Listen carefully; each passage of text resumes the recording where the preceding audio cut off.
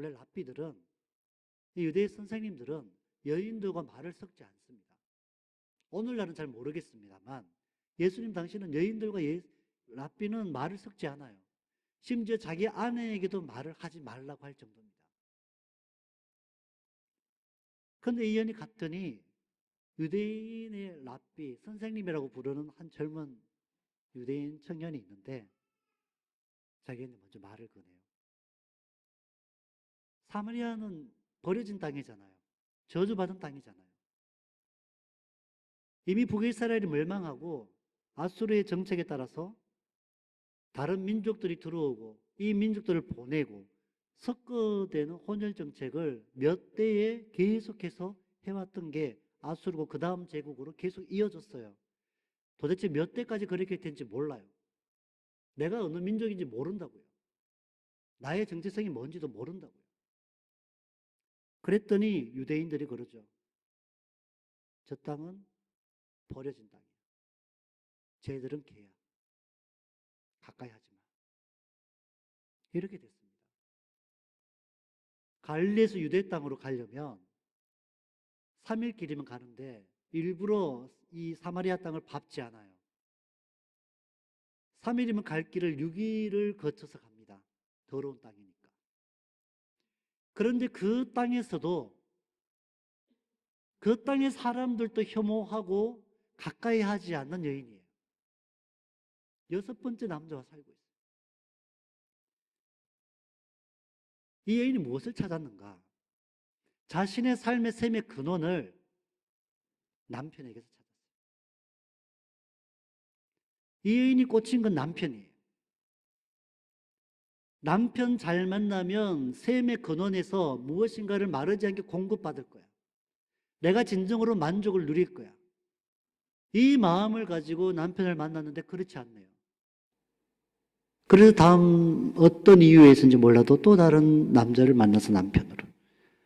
거기서도 채워지지 않아요.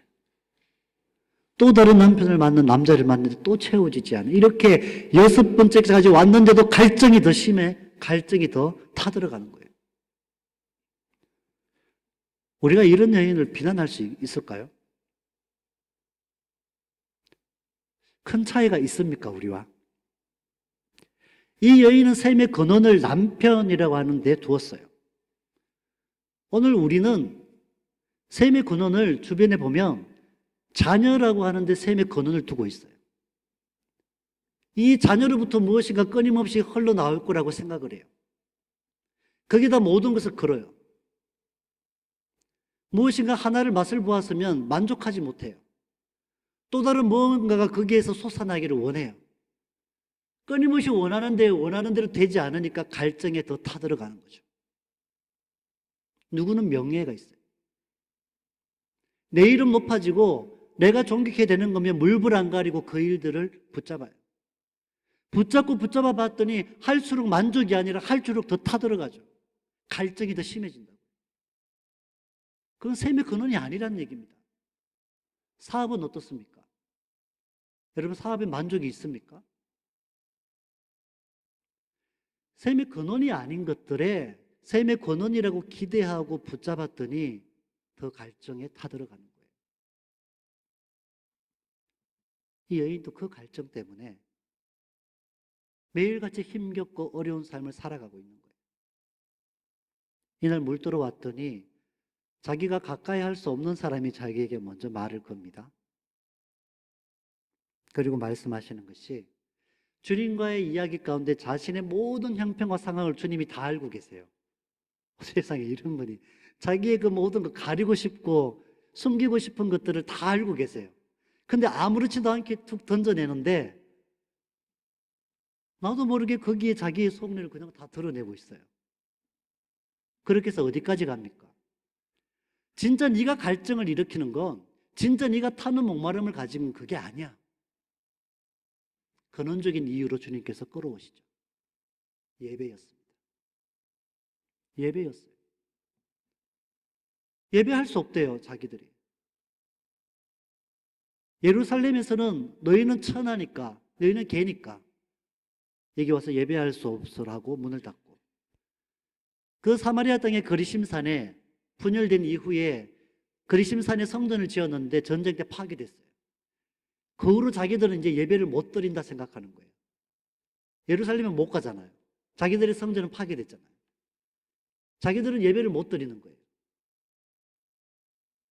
그 예배에 대한 갈증을 우리 온 민족이 갖고 있다는 거예요. 이 사마리아 성 사람들이 모두가 갖고 있다는 거예요. 그랬더니 주님이 뭐라고 하십니까? 하나님은 그렇지 않아. 지금 하나님은 예루살렘도 그리심도 다른 어떤 것도 장소가 문제가 아니야. 하나님은 영과 진리로 예배하는 사람을 찾고 계셔. 어느 장소든 상관이 없어. 영과 진리로 예배하면 돼. 이 말씀을 하고 계신 거죠. 영과 진리로 예배하는 게 뭘까요? 우리는 영적인 존재로 지원받았습니다. 하나님이 영이시기 때문에 영과 영의 교통함이에요. 하나님과 영원한 사귐의 대상으로 우리를 창조하셨어요. 그렇게 예배하게 하셨는데 죄로 인해서 이 영이 죽어 있는 상태예요. 그래서 성령님을 보내셔서 우리를 깨우치셨죠. 성령님과의 교통함 가운데 우리가 예배할 수 있다는 얘기예요. 성령의 인도하심 따라가는 게 예배라는 얘기예요. 내 힘 바짝 들어가서 드리는 예배가 아니고요. 하나님이 주시는 이끄심 따라, 그 감동 따라 반응하고 응답하고 고백하는 게 예배라는 얘기예요. 그리고 진리로 예배하는 거예요. 성령이 진리의 영이세요. 우리에게 깨우쳐 주세요. 이 진리는 예수님이 고백하셨죠. 말씀하셨어요. 내가 곧 길이요 진리요 생명이에요. 우리 예수님이 진리예요. 무슨 말입니까? 내 안에 찾아오신 예수님의 능력으로 우리가 하나님의 은혜의 보호자 앞에 나아가서 온전한 예배자로 드릴 수 있게 됐다는 이 확신을 가지라는 얘기예요. 예수 이름의 능력으로 성령의 인도하심을 따라 드리는 예배가 참된 예배다. 하나님은 그 예배자를 목말라 하신다는 거죠. 이 사실을 알려줬어요. 그랬더니 여인이 자기들 이 사마리아 사람들의 그 간절한 열망을 말합니다. 우리도 압니다. 그분이 오시면 이 모든 것들을 우리에게 밝히신다고 알려주신다고 했습니다. 지금 우리가 기다리고 있습니다. 그리스도라고도 하고요, 메시아라고도 하는 그분이 우리 가운데 오시면 이 모든 것들을 밝히십니다. 우리는 지금도 그걸 기다리고 있습니다라고 이 사마리아 여인이 고백을 합니다. 그때 주님이 말씀하세요. 내가 바로 그야. 내가 그 사람이래. 온몸의 전기에 충격이 오지 않아요? 이걸 어떻게 말로 설명해요? 수백 년이 지나도록 갈망하고 기다렸고 또 기다렸는데, 예배가 무너져서 예배가 할 수 없다고 했는데, 그분이 오시면 예배가 회복되고, 그분이 오시면 상한 심령들을 받으시고, 그분이 오시면 모든 묶임과 막힘들이 열어진다고 해서 그분을 기다리고 있는데, 지금 자기와 교제하고는 이분이 그분이에요.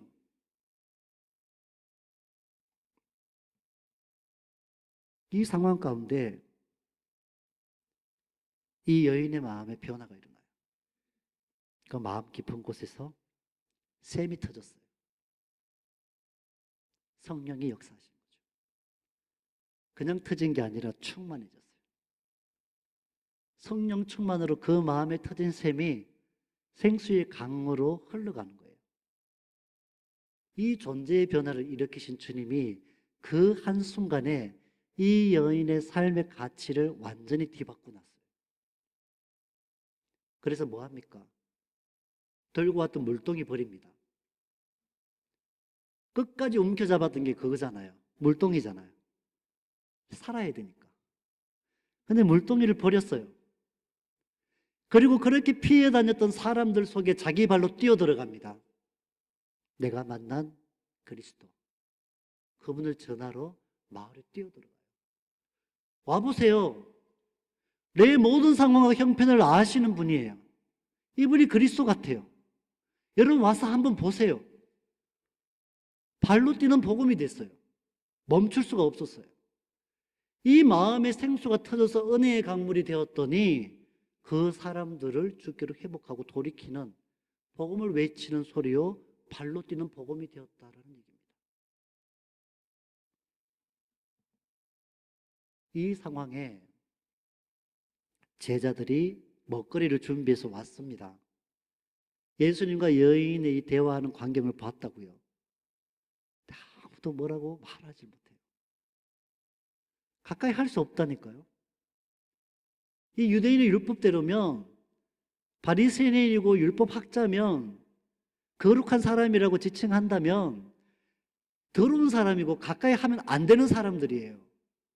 거룩한 것에 부정한 것을 접촉하면 거룩한 것도 부정해진다고 생각하는 거예요. 근데 복음은 그렇지 않아요. 거룩한 것에 부정한 것이 접촉되었더니 부정한 것이 거룩해졌어요. 부정한 것이 정결해졌다고요. 이게 복음이에요.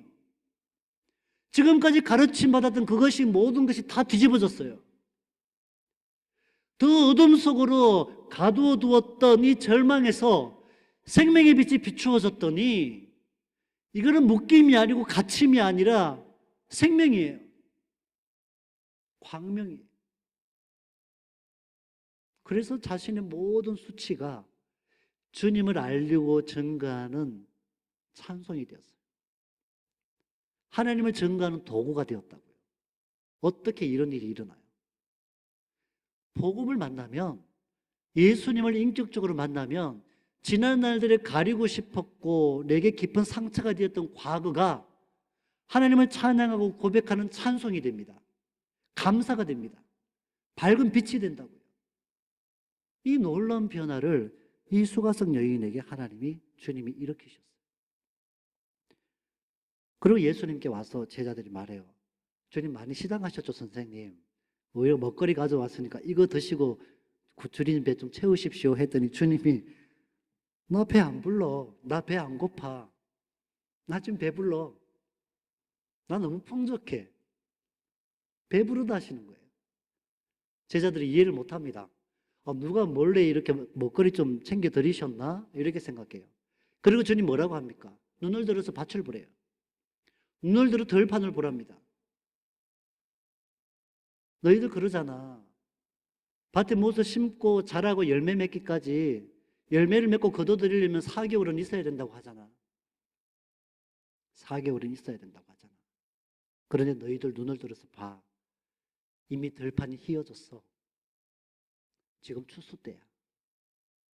추수할 게 너무 많은데 추수할 일꾼이 별로 없어. 지금 추수 때인데 안 보여? 이 주님의 말씀이에요.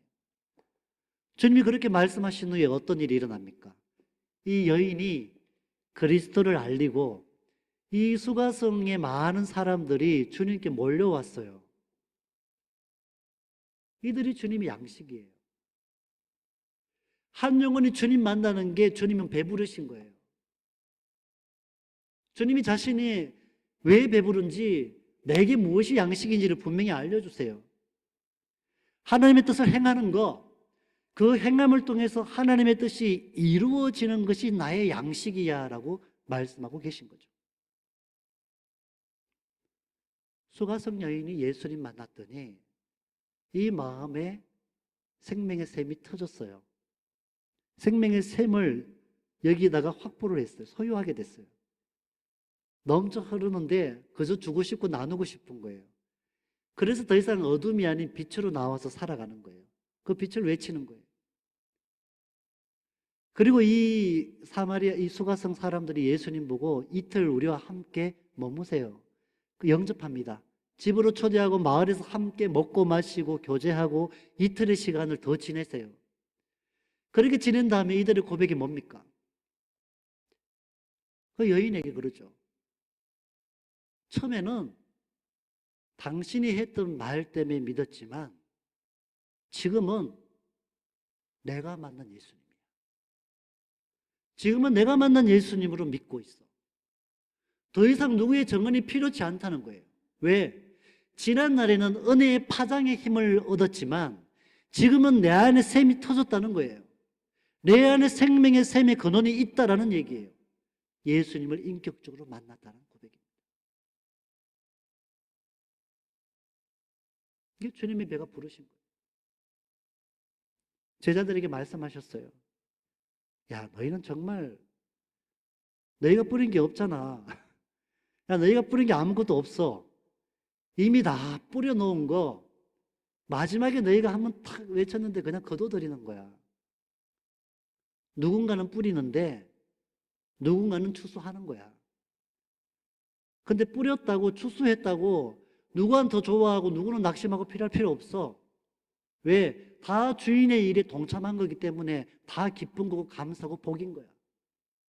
이 사실을 알려주시는 거죠. 제가 한번 고백한 적이 있는데 저희 처가 가족 중에 가장 먼저 예수님 영접하신 분이 장모님이세요. 예수님을 안 믿었거든요. 결혼하고 2년, 3년 가까이 동안 계속 이제 뵙고 성탄절에도 일부러 가족들 만나서 같이 막 선물 교환하고 활동하고 짧게 메시지 딱 전하고 교제하고 한 2년, 3년을 계속 이렇게 하고 계속 뵈면은 복음을 전했죠. 이렇게 전했는데도 전혀 기미가 안 보였습니다. 전혀 기미가 안 보였는데 그리고 한 몇 달 이제 이렇게 소식을 못 전하고 지내다가 갑자기 딱 들은 소식이 장모님이 교회를 가신다는 거죠. 예배와 새벽 기도랑 모든 교회 집회는 다 가신다는 거예요. 그래서 상황을 들었더니 같은 아파트에 사는 그 권사님 한 분이 지나가는 길에 어르신도 저와 같이 교회 가시죠? 이 말 한마디 했대요. 그때부터 따라가셨다는 거예요. 제가 서운할까요? 제가 억울합니까? 그렇지 않아요. 그 수고한 것들이 이미 뿌려진 것들에 대해서 하나님이 기억하고 계신 거예요. 그 영혼이 주님을 만났다라고 하는 게 이게 중요한 거예요. 그 일들에 내가 쓰임 받았다라고 하는 게 중요한 거예요. 내가 쓰임 받아서 90%까지여도 다른 누군가의 10%를 통해서 하나님께서 그 영혼이 주님 영접하게 하셔도 감사한 거예요. 하나님이 기억하신 바 하면 되는 거예요. 여러분 가족들, 사랑하는 자녀들, 그들은 샘의 근원이 아닙니다. 우리가 누리고 있는 이 샘의, 이 샘물의 맛을 볼 사람들이에요. 이 샘이 어떤 맛인지 알고 나의 안에도 그 샘의 근원이 있기를 원하는 갈망함이 생길 사람들이 자녀들이고 남편이고 내 아내고 내 부모고 내 사랑하는 사람들이라고요.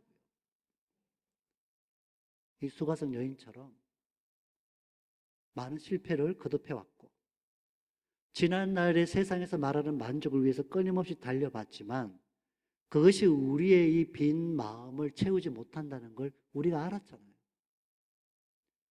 언젠지도 모르게 주님이 나를 만나실 모든 일들을 준비하셨고 그 일들을 완벽하게 준비하신 다음에 나를 초대하셨잖아요. 이제 우리는 우리의 인생 가운데에 가장 귀한 가치들, 주님의 마음을 배부르게 해드리는 이 영혼 구원의 일들에 쓰임받기 원합니다. 원래 한 해가 이제 마무리되고 있습니다. 하나님 올 한 해 동안 저는 내 주변에 있는 영혼들에게 예수님을 소개한 적이 있을까요? 내 삶의 모습을 보고 나의 살아가는 모습과 나의 입술에서 나오는 말들을 보고 그 사람들이 내가 믿는 예수님에게 관심을 보이는가요? 내가 만나서 귀한 줄 알면 이 귀한 영혼의 가치를 소유했으면 알리세요. 발로 뛰어 알리세요. 입을 열어서 알리세요. 내 삶의 모습을 통해서 예수님이 그렇게 전달되기 원합니다. 이것은 내 영혼의 열매일 뿐 아니라 우리 주님께서 가장 흡족해 하시고 배부르시는 주님의 양식이라는 얘기입니다. 아직도 멀은 것 같습니까? 전혀 기미가 안 보이는 것 같습니까? 우리의 시선과 주님은 달라요. 내 눈에 전혀 기미가 안 보이는데 바로 오늘 그 영혼이 주님 영접할 수도 있어요. 하나님 다 준비하고 계시다고요. 그저 우리의 순종을 보시는 거고 마지막 내 손으로 버튼 한번 눌러서 내게 더 큰 기쁨을 주시기 위해서 주님께서 그 일을 다 준비하고 계셨다고요. 내 생각으로 제한하지 말고 우리 주님을 그렇게 증거하기 원합니다. 하나님이 주시는 마음을 가지고 그렇게 쓰임 받을 때마다 주님께서 우리를 통하여 이루어 나가시는 일들, 이 과정들을 통해서 우리에게 맺게 하시는 성령의 열매들도 있잖아요. 지난날 내 성품이 그렇지 못했는데 예수를 덧입고 살아가는 날들 동안에 바뀌어진 말과 바뀌어진 나의 성품들이 있잖아요. 주님으로 덧입고 살아갈 때 맺게 하신 열매들.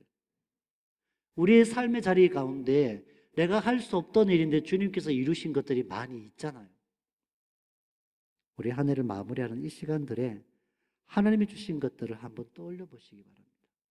감사할 거 생각하면 다 감사인데 불평할 거 생각하면 다 불평거리예요. 상황이 바뀌어서가 아니고요. 동일한 상황과 조건에 주어졌음에도 바라보고 대하고 고백하는 모습에 따라 이게 나에게 찬송이고 기쁨이고 감사고 행복이 될 수 있고요. 누군가는 절망이고 어두움이고 한숨이 될 수도 있다라는 얘기입니다. 주님 인격적으로 만나신 여러분에게 한숨이 사라지셨잖아요. 아이고, 이 한숨이 사라졌잖아요. 아멘으로 바뀌셨잖아요. 하나님은 하나님을 온전히 예배하는 사람에게 자연의 흐름 그대로 사람을 두지 않으세요. 성령님을 푸뉴마라고 합니다. 하나님의 숨이고 하나님의 호흡이에요. 이 하나님의 호흡이 불어들어온 사람들은, 그 약속의 말씀 붙잡고 살아가는 사람들은 무엇인가 제한하고 가두려고 하는 것들에 갇히지 않는다라는 얘기예요. 하늘에 속한 자의 가치로 살아가기 때문에 그 가운데서도 자유함이 있고 평안함이 있고 기쁨을 누리게 하신다라는 얘기입니다. 여러분, 내 안에 계신 예수의 생명 과소평가하지 마시고 무제한적인 그 생명의 능력을 확정하시며 하나님께 예배하시기 바랍니다. 내 힘을 빼고 성령이 인도하시는 대로 따라가는 그 예배 드리시기 바랍니다. 영과 진리로 예배하는 자들, 하나님의 갈증을 해소하는 사람들이고, 영과 진리로 예배하는 사람들의 삶의 예배가 되어 내 안에 터진 이 생명의 샘을 주변의 영혼들에게 퍼뜨리는 은혜의 강물이 될 줄 믿습니다. 그리하여 우리의 가정에, 우리의 일터에, 우리의 학교에, 내가 발을 딛고 살아가는 그 모든 땅들의 영혼들이 하나님의 자녀들로 회복되는 주님의 마음을 배부르게 해드리는 우리 모든 성도 되시기를 간절히 소망합니다.